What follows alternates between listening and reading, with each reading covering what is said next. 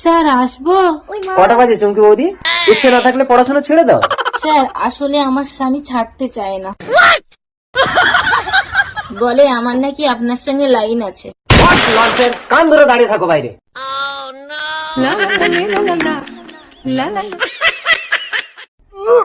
এই পুটি, তুই বমি করছিস কেন? স্যার বিয়ের আগে পেটে বাচ্চা ধরে পুটি এখন নতুন ইতিহাস করতে চায়। আরে টেপি, ওটা কোনো ইতিহাস নয়, ওটা উপহাস। উপহাস? তাহলে আমি এ বাচ্চা নেব না। ভ্রূণ হত্যা অপরাধ।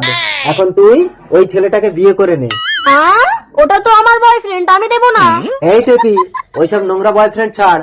আমার মতো ভালো ছেলের দিকে তোর লক্ষ্য পড়ে না? তোমাকে আর প্রাইভেট পড়াতে হবে না।